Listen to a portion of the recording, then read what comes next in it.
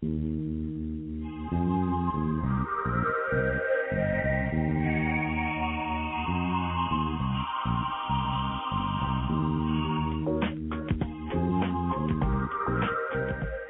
to Just Energy Radio with your host, naturopath and medical intuitive, Dr. Rita Louise. We have learned from Einstein's theory that matter and energy are one. Physicists believe that all systems in nature have their own particular way of vibrating. From the swinging of a pendulum to the waves of the ocean to the light that brightens the sky each day, each of these oscillates at its own unique rate. The same holds true for every thought, feeling, event, or word we speak. Each has its own frequency or rate of vibration. What many of us don't realize is when we take everything in our universe down to its simplest form, it is all just energy. Join Dr. Rita Louise on a journey through time and space where past, present, and future collide. Today, what you believe may be called into question. What we want to know is, who made up the rules? Be brave and step outside the box. We are about to turn our world upside down and venture into the unknown. Hold on. We are departing our own beliefs and entering alternative realms. Enjoy the possibilities.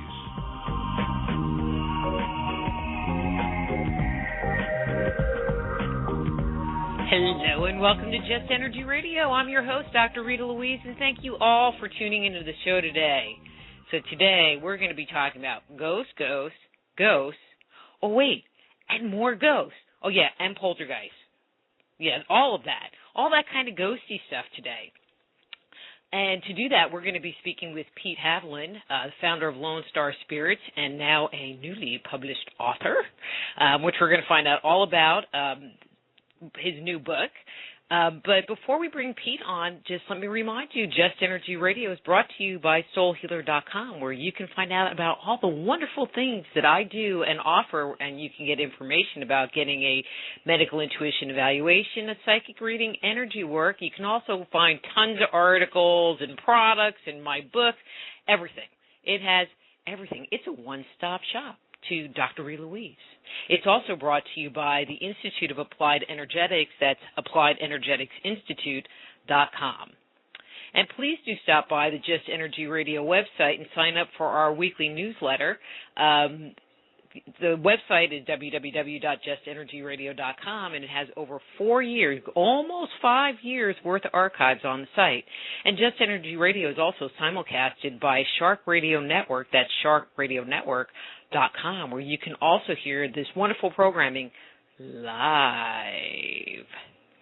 So let me tell you a little bit about Pete, and we're going to get into this whole ghosty conversation and have a lot of fun because Pete's a pretty fun guy.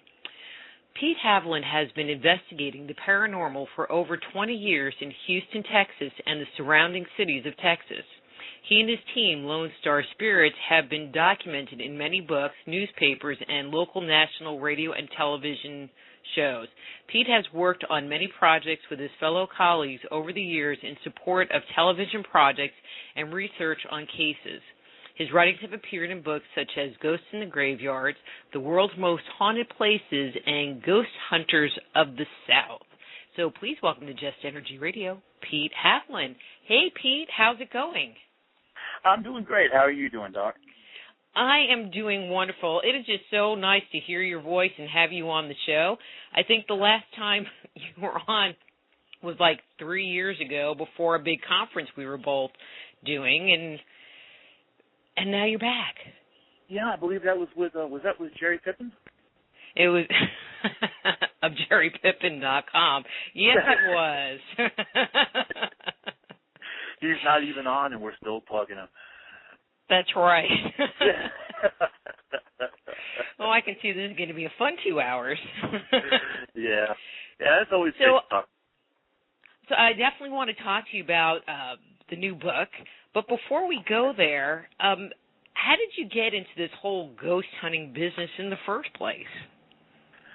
Well, I've actually had experiences all of my life. And first major experience I ever had is I was around 12 years old, sitting and watching TV, and it was like real late at night, early in the morning kind of a thing, about 2 o'clock or so. watching monster movies, and the room got real cold. My dog sat up and alerted, and her hair was all standing up. And my grandfather was walking down the stairs, and he had passed like the year before. So that was like my real first experience of seeing an apparition. He walked down the stairs and walked into the closet, which is something that you don't normally see really anybody do. But I figured, what the heck, I get up. I wasn't scared of him in life. So in death, I really never even thought about it, honestly. I just got up, went over there to the closet, opened the door. I didn't think I was going to see him in there, and I didn't. But what was there was an old hanging that he had brought over from Italy. And it was at that point in time I kind of thought that was a possession of his, so I was thinking that maybe the energy was something that he was drawn to, and that's what he went to, or for some reason maybe he wanted me to see it. I don't know. Whatever the reason was, I never found out. And from that point on, I just kind of started getting really involved in reading everything about haunted houses and ghosts, and started then getting into, later in life, in my high school time, started getting into parapsychology and reading all about that, and psychology.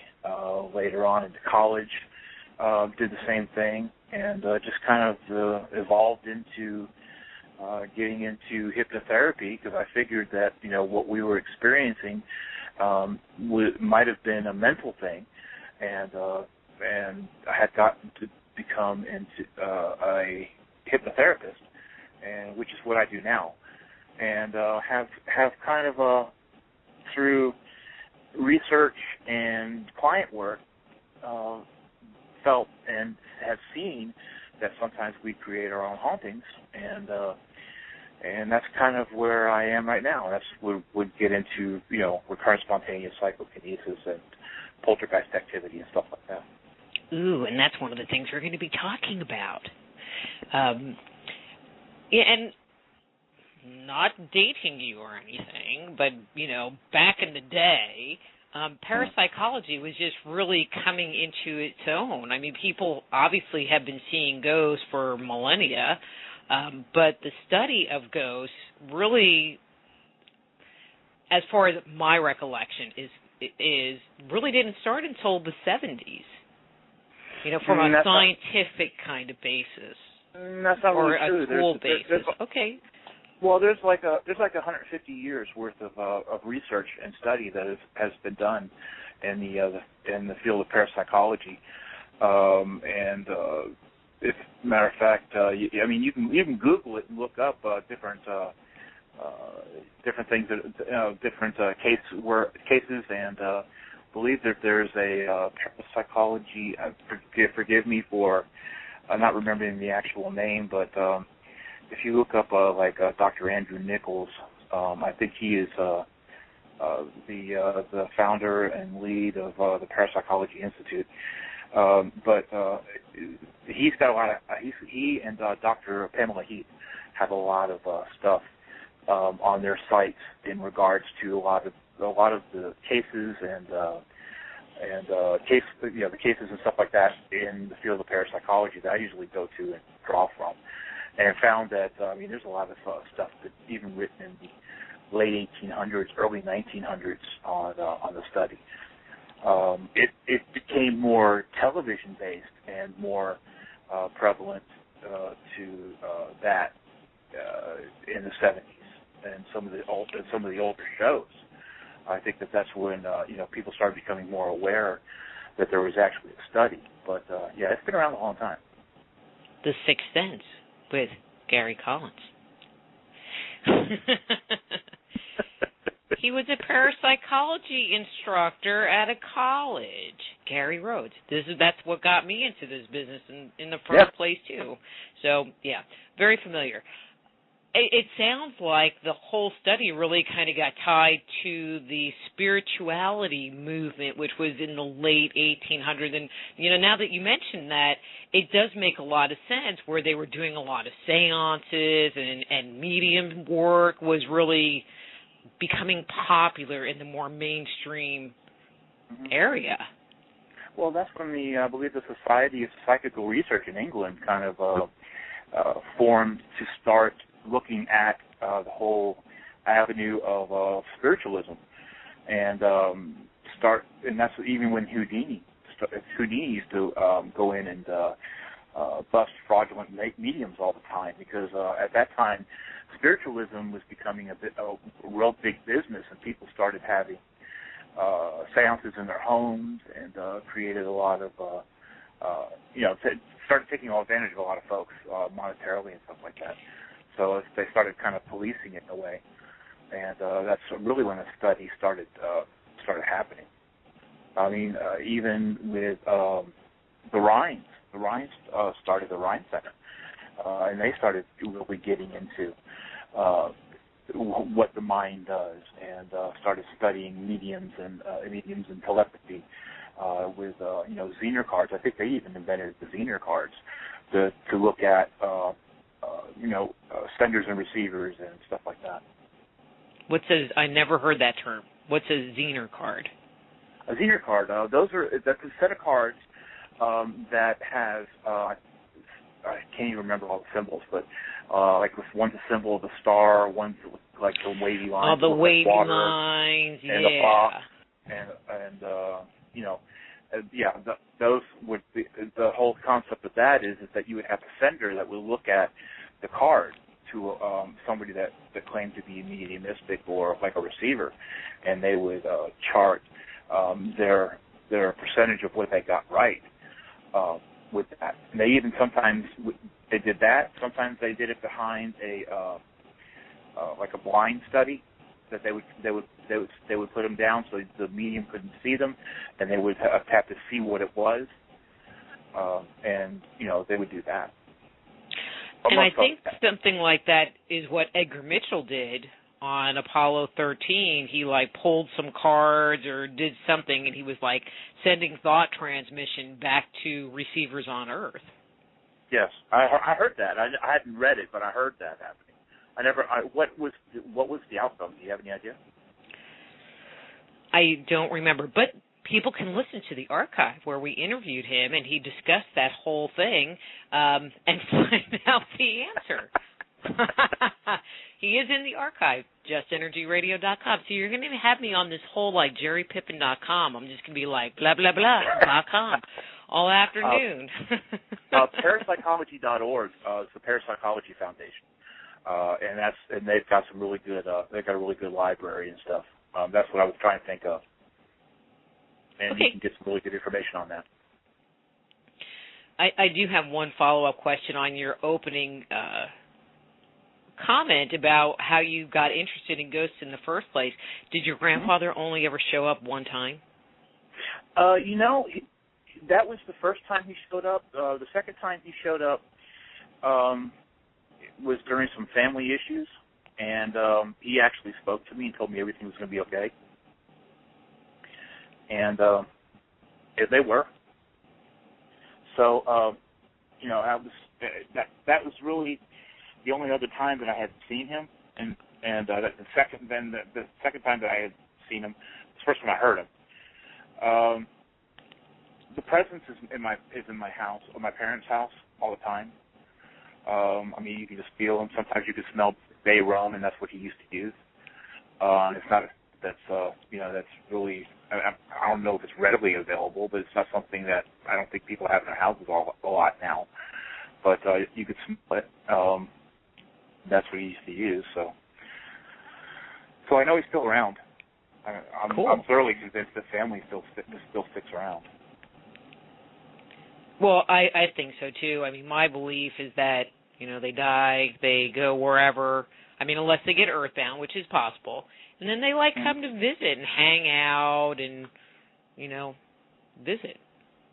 You don't want to live there, but it's a nice place to visit. Anyway, our topic today is Poltergeist, and we've never done a show on Poltergeist, and so I think this is going to be interesting to kind of get some more information about that whole phenomena. You know, and I have all these questions that could be first questions, and I'm going,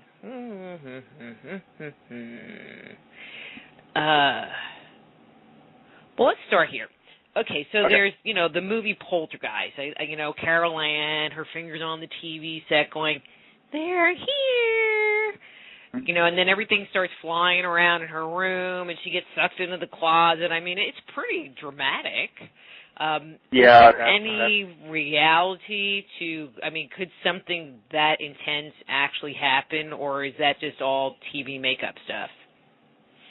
I mean, not to my experience, not to what I've read. That I don't think anybody's ever been sucked into anything. You know, sorry for those if there's folks out there that think that it happens that don't really ever think it's happened. Things do move. I've personally seen things move. I've been affected by the physicality of a poltergeist attack, which is, you know, like I've been bitten, I've been hit, I've had things thrown at me. I have seen things move during these events, so I know that does occur. Clowns moving, you know, it doesn't really matter what the item is. I mean, if there's something around that item that's going to have that move, it doesn't matter if it's a clown or if it's a pony, it's going to move. TV's talking to you. You know, sometimes audible things do happen. I don't think it's going to be anything like that. I apologize for the phone ringing. I haven't seen any trees reaching through windows. So, yeah, to answer your question, I would probably say about 80% of it was probably television, movies. You know, the more scary things you make, the more that people want to go out and be entertained, and then they, you know, sometimes the folks that are real suggestible will think that that's what happens, but you got to kind of pick and choose through it. What separates a poltergeist from just a regular haunting? I mean, I thought that, you know, having like a door open or closed or hearing things was just considered part of a regular haunting. Well, first of all, to break the word down, poltergeist is a German word meaning noisy ghost, and that actually goes back, you know, quite a ways when people were having things happening in their house.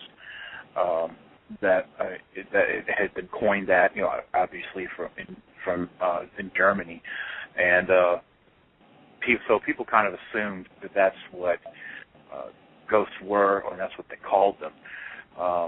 Poltergeist phenomena is actually what's called recurrent spontaneous psychokinesis, which is basically our subconscious releasing energy into our environment and causing things to happen due to issues or traumatic events that we've had through our lives that have been unresolved, which are triggered through events or people in our environment that affect us to make that happen. Does that make sense?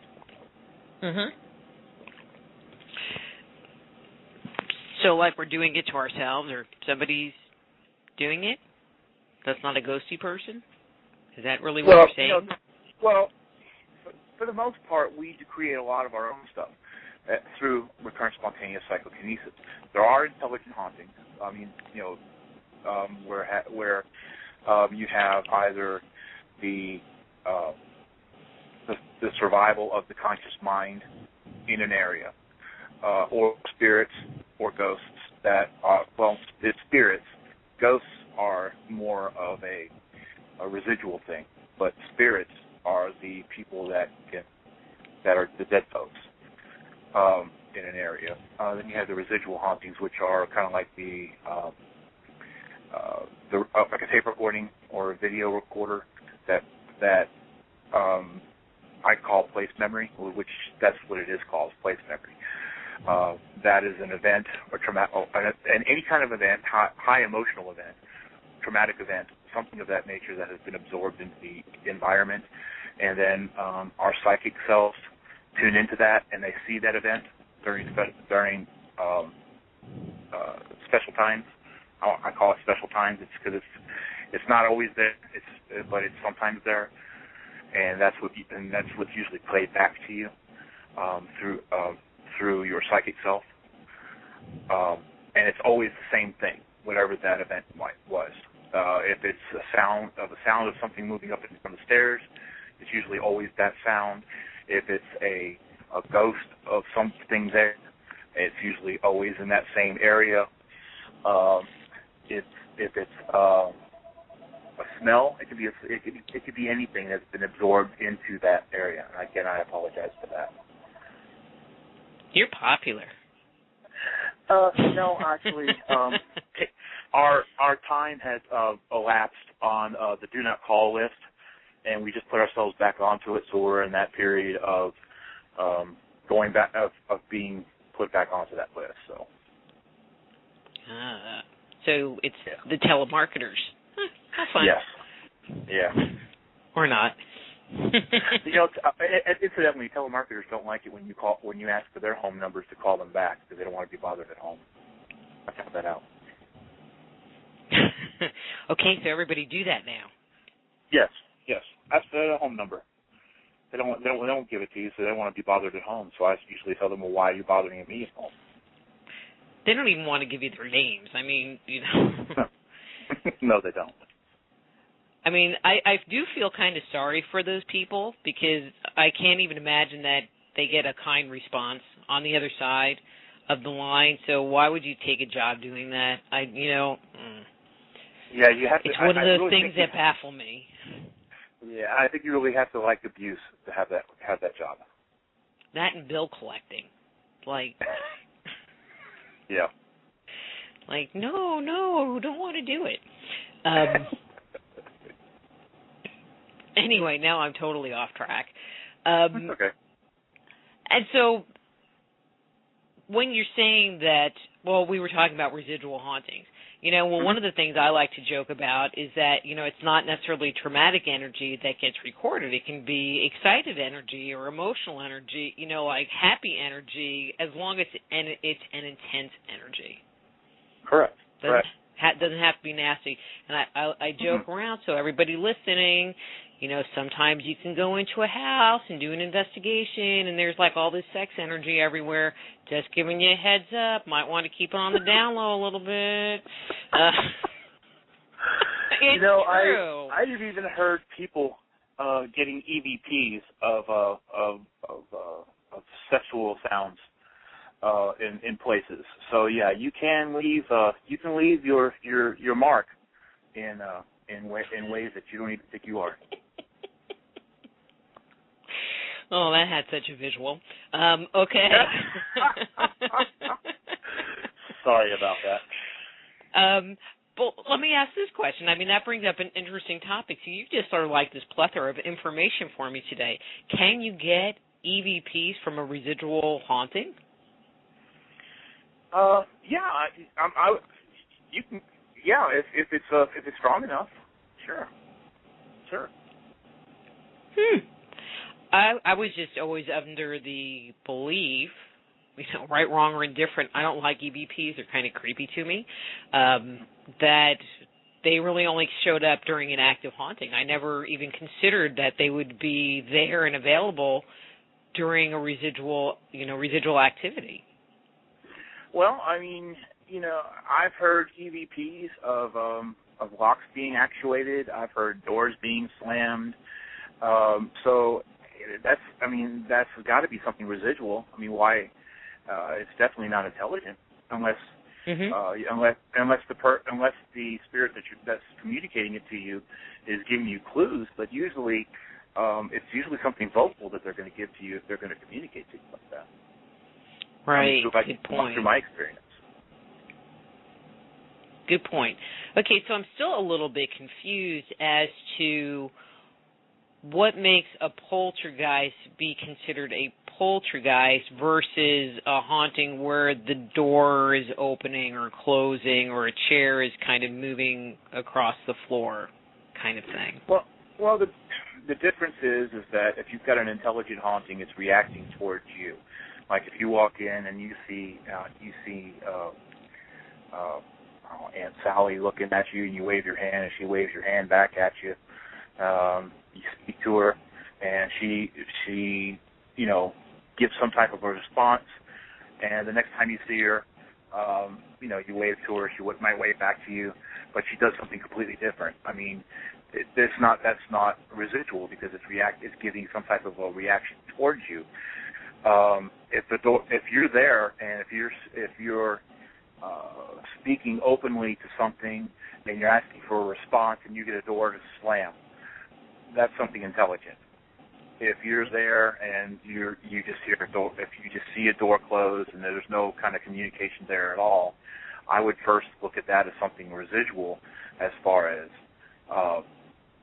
maybe there was some type of you got to look at and see if there was some type of an energy that or action happened there. Maybe there was an argument, and through that argument there was a heavy anger with that door, and that door slammed. Well, maybe that's the residual of that action happening, and that always happens. See what I'm saying? Mhm. It's not, so it's not reacting towards you. Now, if you're looking at poltergeist activity or RSPK, that you're looking at something. You're looking at something that's triggering your subconscious to have something happen in the environment, and that's usually has something to do with what has happened to that person or persons. That's when you have to sit down and you have to ask them about the event, and then you have to start drilling down into what they remember of it. Does it look familiar?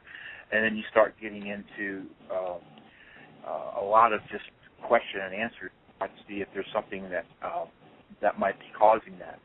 I mean, it's very detailed as far as you might even have somebody. Maybe you're. Let me give an example. All right, let's say that you have a teenager. Okay, you told that teenager to wash the dishes. The teenager throws a fit, says whatever they say, goes in their room, slams, but they physically slam the door. But then something happens in the kitchen related to washing the dishes. Maybe some dishes fall out of a cabinet. Maybe something gets thrown around in that area where you might have had the argument. Something of that nature. That is recurrent spontaneous psychokinesis, because the anger that teenager had is making that happen in their environment due to that argument.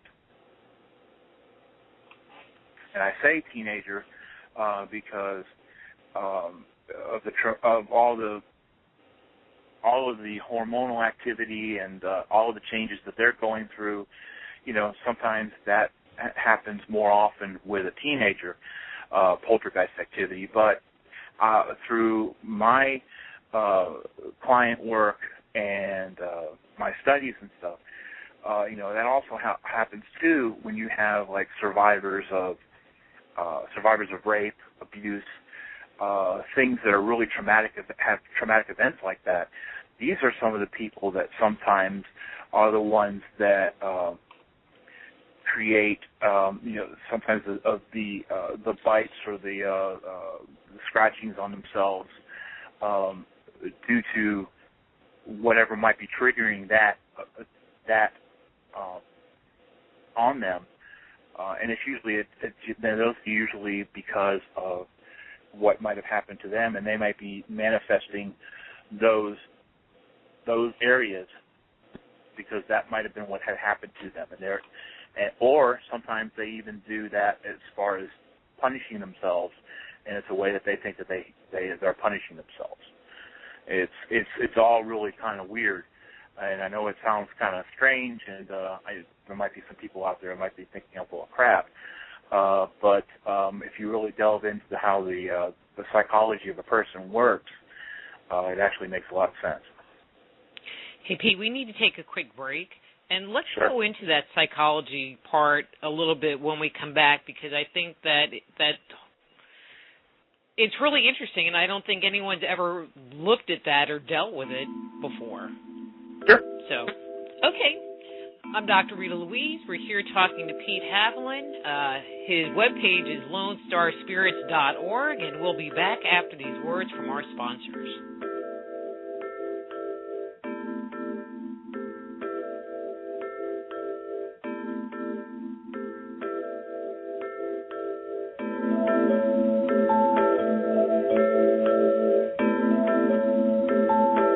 Just Energy Radio with your host, Dr. Rita Louise, will return right after these messages.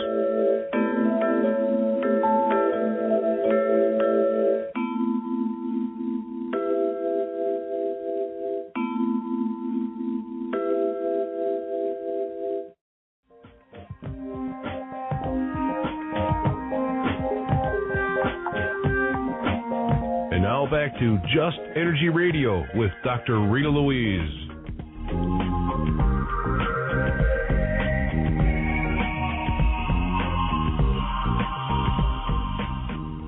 Hello, and welcome back to Just Energy Radio. I'm Dr. Rita Louise, and thank you all for staying tuned to the show. Pete. Yes. I was given a message from the chat room. Brian Byers, the host of Ghostology on SharkRadioNetwork.com, where Just Energy Radio is broadcast live every week, as well as tons of other programming, told me to tell you, hey. Tell Brian I said hello as well, and to Facebook me, and we'll catch up. Well, he's listening, so I'm sure he heard you. Okay. Cool. Well, I asked him if he wanted me to send a big kiss, but he didn't answer that question. No, that's just going to open up a whole can of worms, and I don't know if we want to go there. Okay, let's not go there. Okay. Before, you were talking about how some people actually create their own hauntings, and I think that is a concept that, for most people, is just a foreign concept. In your work as a hypnotherapist, is that what you have come to discover, is that there is actually some of their own, I'm going to say, intentionality in the haunting? Well, actually, this modality was first started and researched by Dr. Roll, and he's the one that came up with recurrent spontaneous psychokinesis, and he's the one that also had done all the research prior to my speaking of this of what all of this is. I can just tell you that I can confirm a lot of this. Through having put clients in a hypnotic state, and having looked at a specific event, and finding out that what they were thinking about at the time of the event might have been the abuses as a child, and I have been able to go in there and to remove that and put in a positive modality and a reality, and I have had haunting stop. I had a client that was absolutely scared of living alone, and she was causing herself to become hypersensitive, and every noise in her house was driving her absolutely incredibly insane. She thought that the place was haunted, and again, the same thing. We looked at a specific event that was, that she found out to be really traumatic, and it actually had gone back to when she was married. Her husband didn't trust her and was actually bugging the house with equipment to find out what she was doing every step of the way, and which made her very paranoid and made her, and in turn made her scared to live alone, because she never felt secure to live there by herself, because it was really the first house that she had bought since their divorce. And having gone back and again created the positive reality and removed all of that, she lives currently still in the house, ghost free. And and I'm not saying that people don't have hauntings, and I'm not saying that there isn't intelligent hauntings that are things things that happen. Because I've been in houses that I've had intelligent hauntings. I've had I've been in places that have residual hauntings. I've also been in places that people want things to be haunted, but for instance, here's one. I had one case that this lady thought her upstairs room was actually her bedroom was haunted, and because she kept on seeing, every time she opened up her door, she kept on seeing her rocking chair rocked by itself. And she thought that it was a ghost. She didn't know who the ghost was and had never seen anything there, but every time she opened the door, that's what happened. So I set up a surveillance camera in there, and come to find out that through her going upstairs, her stairs creaked. There was a specific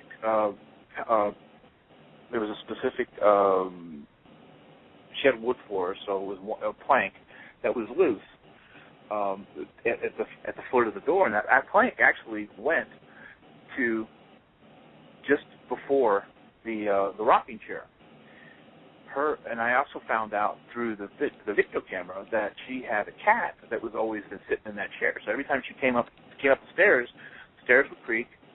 She'd get to the door, the plank would move and make a noise, scared the hell out of the cat. The cat would jut and run underneath the bed, and so therefore every time she opened the door, the rocking chair moved. So, makes perfect sense. Yeah, so, I guess. But I mean, that's one of the things that I appreciate about you is that you take the time to go and investigate and try to rule out everything you can that is coming from the natural world before you start going, oh, well, yeah, that's probably paranormal. Yeah, and that's one thing too that and I try to do it when I go out and I speak. As a matter of fact, if anybody's on Facebook, I'm speaking September 9th in Oklahoma, and if you want to go to my Facebook, just look me up. It's look up Peter James Haviland. I tried to speak about all of this, and there's a lot of also good investigators out there that do the same thing. But TV really doesn't. At first, it helped the study to make it people known that there were people out there that do this. Now it's just become almost laughable to me. It's my personal opinion, because it kind of makes it more of a circus atmosphere now. As far as everybody now thinks that every noise in their house, there's something going on, and I just chalk that up to people just really not knowing, knowing what a haunting is because they go by what's on TV and what's on in the movies, and I don't blame them for that. But sometimes there's really not a whole lot put out there for them to look at to see. Okay, something moves, something makes a noise. Okay, so it's not a haunting. What is it, kind of a thing? So right, and I totally agree with you about a lot of the TV shows. One of the questions I'm often asked is, well, what do you think about this show? Do you think it's legit? As far as are they presenting real stuff or, a lot of people, like I really enjoyed the show Medium, and not necessarily because of, what was being presented in the show or her ability or anything. I just liked the character, because she was just like this mom, that had this great gift. And that was the part that I just really enjoyed about it. But whether that's how people receive information, I don't receive information that way, so it's kind of hard for me to make a judgment. But I I'll bet that there are some people that's how they get their information, is through their dream space. So. Well, Edgar Casey did. Well, he was in a trance. He wasn't asleep. Yeah, what they called him a sleeping prophet. But he was still in a trance state, doing remote viewing. Okay. Not cutting Z's, you know. Oh, so you're telling me he snores? How do you know that? I was Edgar Casey in a past life, and I remember. I don't know. Okay, I'm not going to touch that. Okay. Yeah, don't touch it. Talk to me about this book. Okay, so I mean, I was really surprised when I heard that you contributed to a book, and so what's the name of it? Because usually I'm prepared, but I'm not. It's called Talking with the Dead. It was put out by Whitechapel Press. Let's see, Troy Taylor and Rob and Ann Waldorski were the editors, and there were 13 stories put out, and I was lucky enough to be picked as one of the authors, and it's a good book. I wrote my story on the Presidio La Bahia in Goliad. I spent a lot of time on the history of what had happened with Fannin and his men after they lost the Battle of Coleto Creek, and I spoke of their march towards the Presidio La Bahia and the way that they were treated. You need to stop and back up. Presidio La Bahia. I mean, I'm going. Who is that? What's that? Yeah, I keep forgetting. Back up. Yeah. I'm sorry.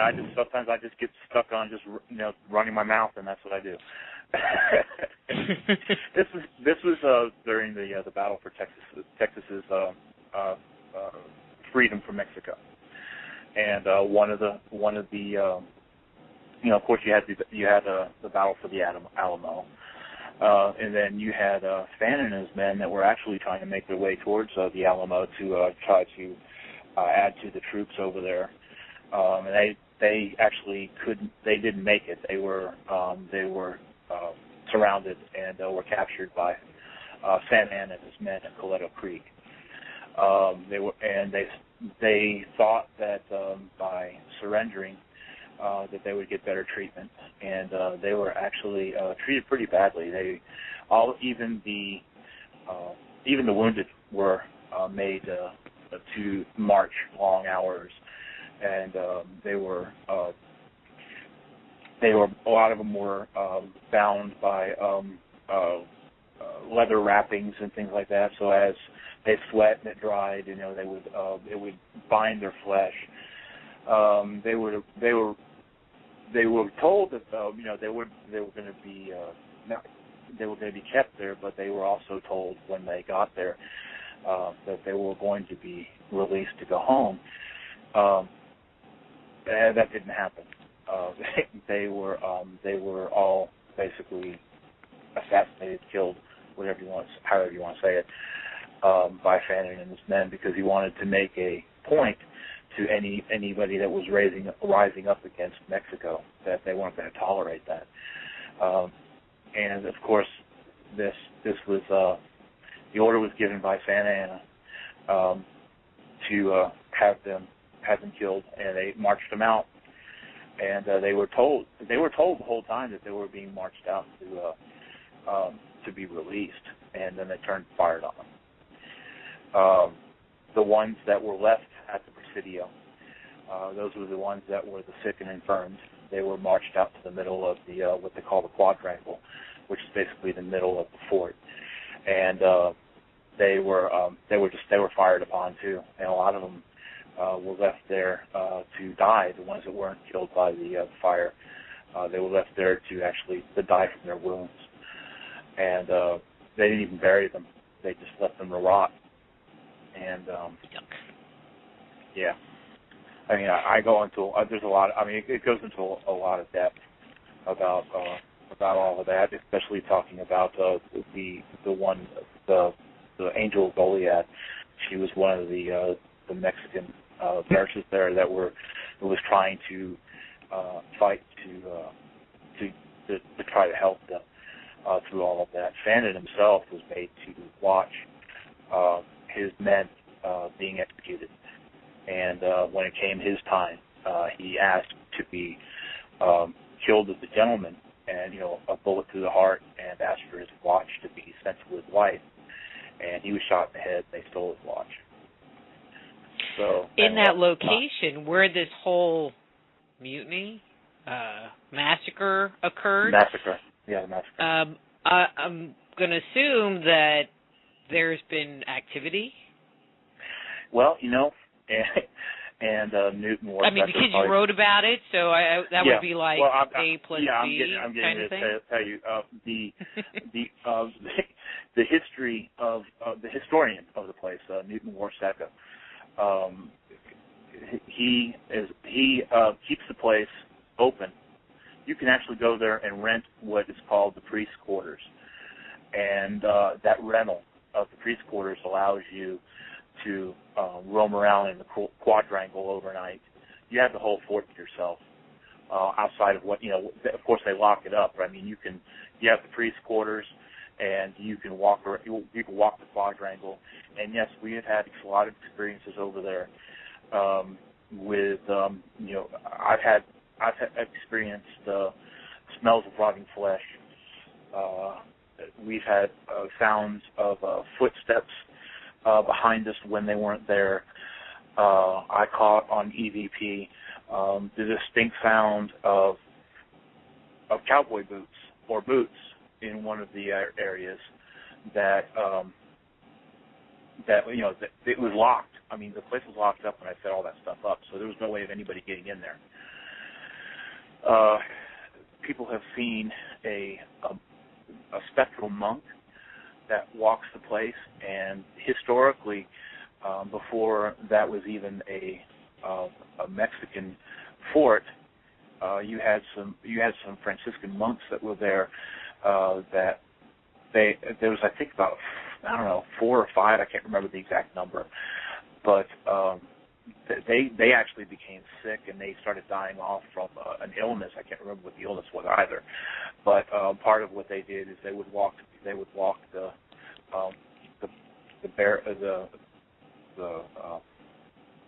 area before they settled in, and then it ended up being the last monk, and he ended up getting sick and died. So thoughts are is that the monk that you see walking is the last monk.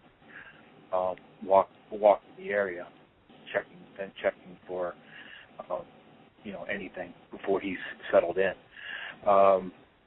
There's some of the people that were killed. Some of them were buried there, but not Fannin's men. And but there are even some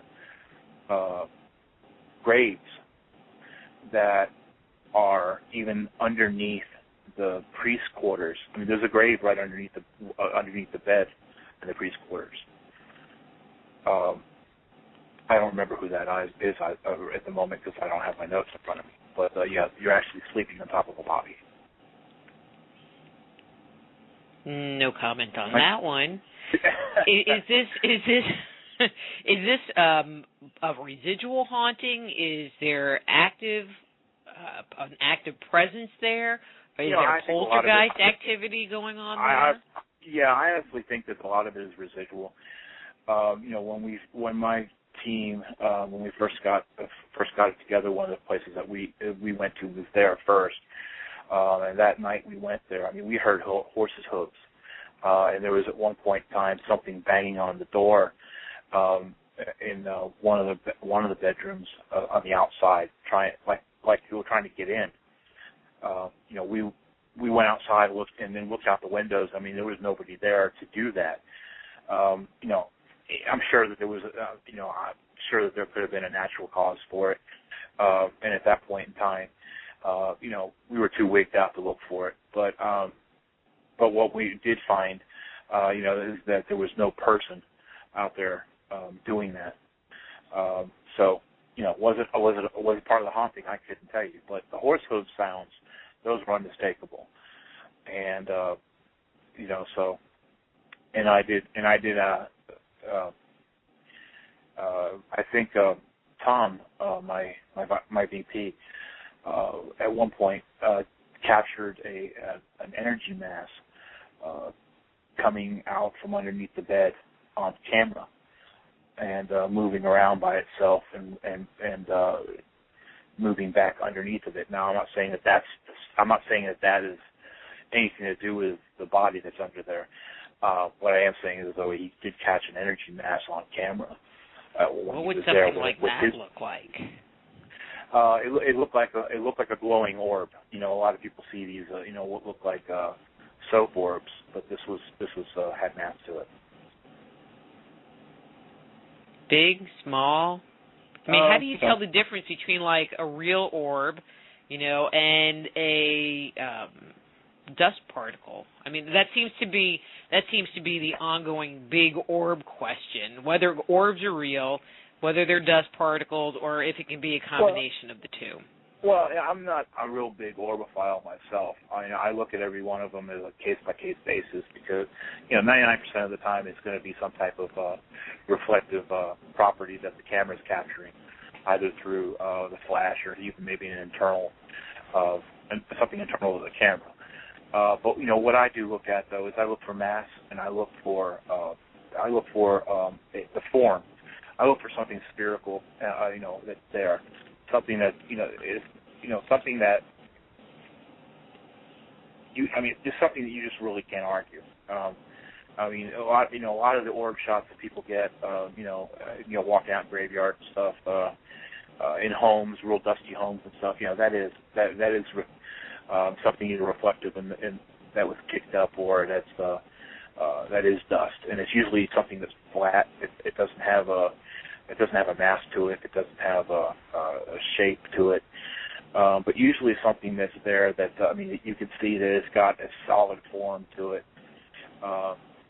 Something that it almost looks three-dimensional. Those are the ones that I go back and I look at and try to dissect as much as possible.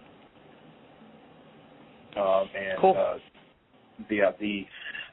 This mass that Tom Kennedy caught. I take his word for it. I didn't personally see it, but because it's in a shuffle at the moment. But I take his word for it. His dad was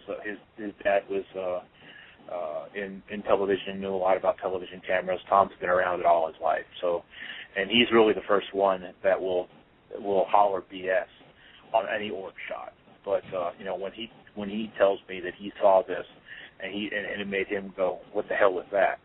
To me, it's got something there. It's got teeth. Mhm. Looking at the clock. Hey, so what are you speaking about in Oklahoma, and for who? Oh, okay. Well, that is that they're doing a cryptid fest, and there's actually a whole list of people there that's going to be there. Ken Gerard's there.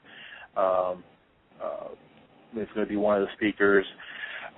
Myself, Larry,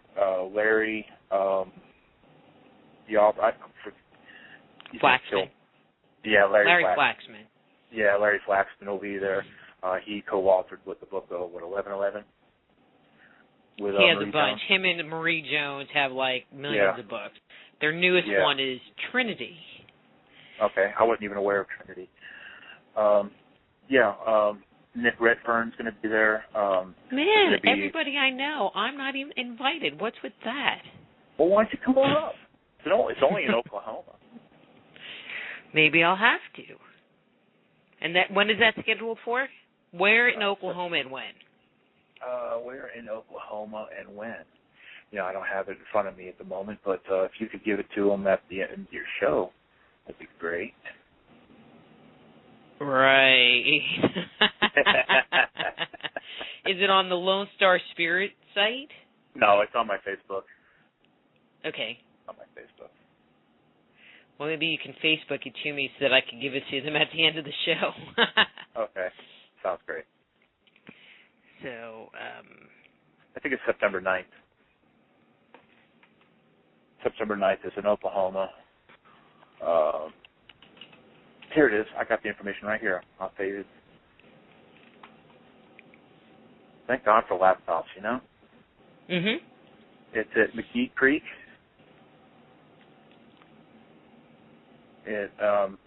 September 10th. It's Bigfoot, UFO, and a Cryptozoology conference. And there's going to be Ken Gerard, Jody Cook, Raven Mendel, Lee Hales, all of them who've been with Monster Quest. You have Nick Fern Red Fern is going to be speaking about UFOs. Larry Flaxman and myself are going to be speaking about one thing or another about ghosts or the paranormal. I'm personally going to be doing something on poltergeists. And it is at McGee Creek State Park. Cool. And the tickets are actually pretty cool. They're pretty reasonable. They're like $25 now and $35 at the gate. And there's a Bigfoot hunt in the evening with all the Bigfoot guys, and that is Atoka, Oklahoma. I didn't know they had big feet in Oklahoma. I have Nick coming on in a couple of weeks, so I'll have to ask him all about that. Oh yeah. You know, I had the unique opportunity of working with Ken Gerard on a case that they were having not only some haunting stuff, but they were having what looked like some Bigfoot activity. And I saw Ken in action, and that man scares me. He's got no fear. I mean, if he heard something out in the woods, I mean, he's there. Now, what the hell he's going to do when he gets there, I have no clue. I didn't see him carrying a baseball bat, a gun, or anything. But hopefully, you know, he's going to do something. But I had the opportunity. He did some knocking out there, and I actually heard some return knocks. Heard some smells. I had experienced some really bad smells out there, as you know, people speak of. You know, when they call them skunk apes, that they smelled absolutely horrible. Smelled that out there. Now I can't tell you if there was a Bigfoot out there or not, but there was tracks. Weird. So, yeah. Anyway, Pete, our time is up, which means we have to go. Oh. Okay. I know. Anyway, so give your, in the official Jerry Pippin way, please give your website out and your Facebook. It is LoneStarSpirits.org. My hypnotherapy office, I have an office now, is RedOakHypnosis.com. RedOakHypnosis.com. Okay. Yes. And my Facebook, I believe, is under Lone Star Spirits. I believe it's LSSPI.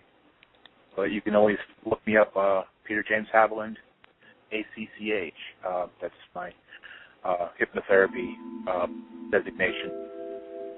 Cool. Pete, there's the music, which means we have to go. So Awesome. I will talk to you again soon, I'm sure. Yes, you will. And thank you All very right, much thanks for having for coming me. on. All right, Okay. bye, Pete. Bye. Pete's book, Talking with the Dead, and we'll be back with Mark Huneman after these words from our sponsors.